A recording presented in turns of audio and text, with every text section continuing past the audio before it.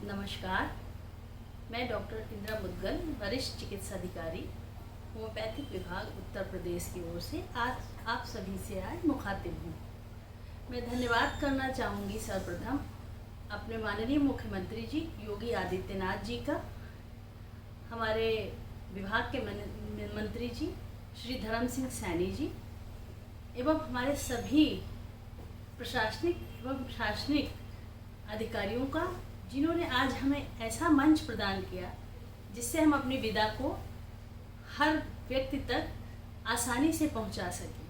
Homeopathic ही एक ऐसी विधा है जो हर वर्ग के लोगों के लिए बहुत आसानी से उपलब्ध हो सकती है।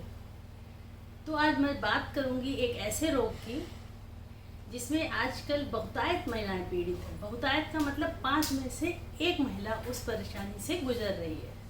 जी हाँ, मैं बात कर रही हूँ पीसीओडी या पीसीओएस।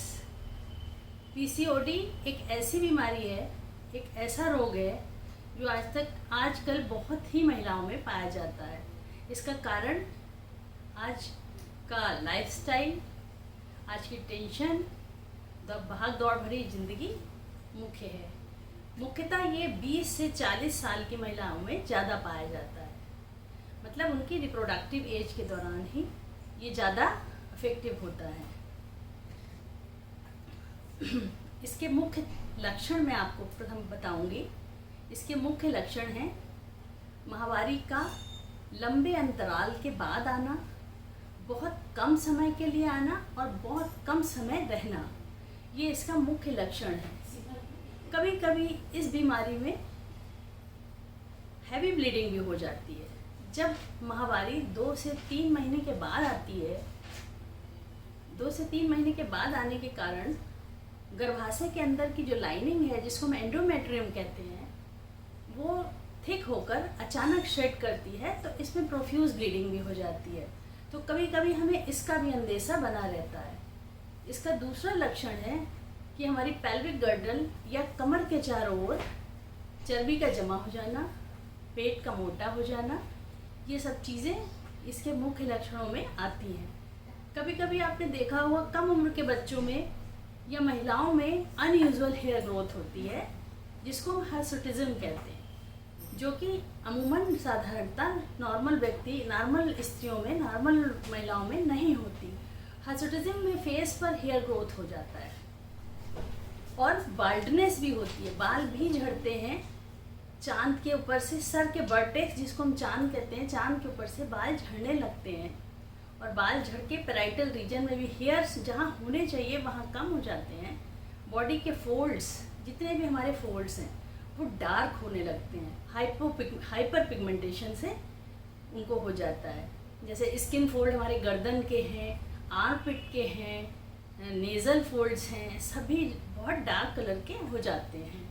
इंटेंस ऑयली स्किन एक इसका मुख्य लक्षण है।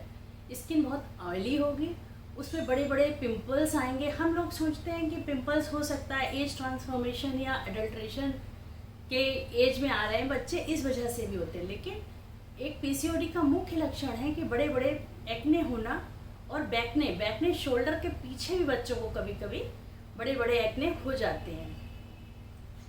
तो इसका कारण क्या है? इसका कारण है मुख्यतः हार्मोनल इम्बैलेंस।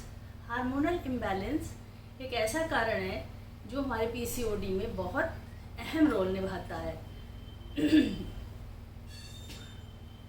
ओवरी में मेल और फीमेल दोनों ही हार्मोन बनते हैं, लेकिन जब मेल हार्मोन की अधिकता हो जाती है तब हमारा पीसीओडी जैसा रोग जन्म लेता है।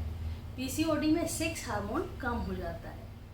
कभी कभी इसमें एक जेनेटिक फैक्टर भी हो सकता है इसका कारण। जेनेटिक फैक्टर का मतलब आपकी मम्मी में, दादी में, मौसी में, नानी में भी ये प्रॉब्लम कभी रही होगी। इस कारण से ये आपका कभी कभी जेनेटिक कारण भी हो सकता है।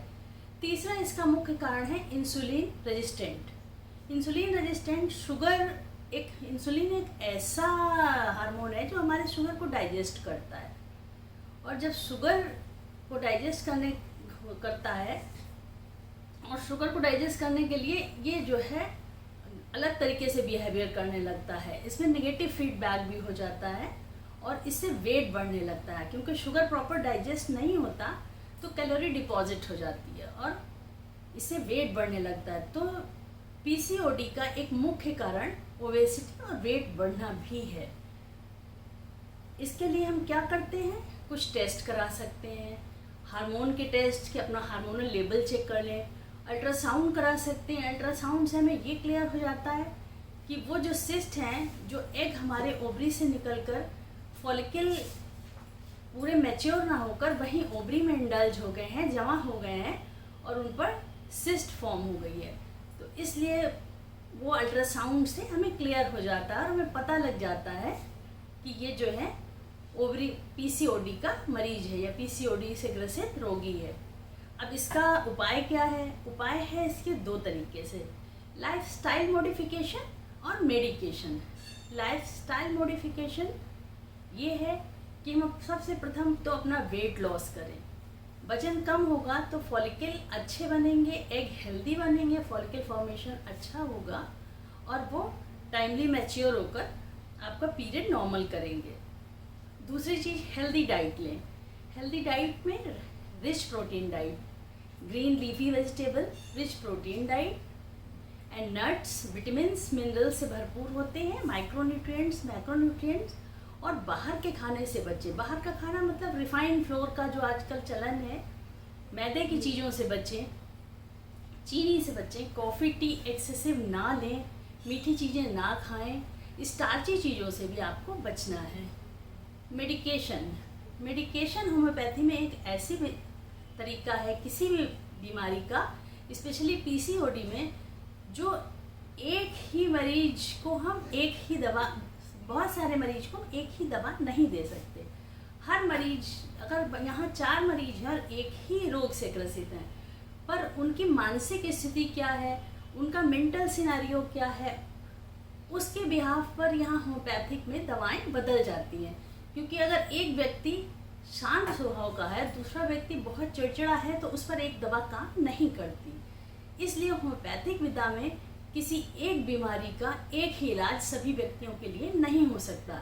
यहाँ पर्सन टू पर्सन वेरी करता है इलाज मरीज की मानसिक स्थिति को, क्योंकि हम मानते हैं, हम होम्योपैथ यही मानते हैं कि हम मरीज के रोग को ठीक नहीं करते, हम मरीज की पूरी पर्सनालिटी को ठीक करते हैं। जब हम उनका पूरी पर्सनालिटी ठीक करते हैं तो शरीर का हर अंग, हर सिस्टम अपने आप ट्रैक पर आता है और ठीक होने लगता है।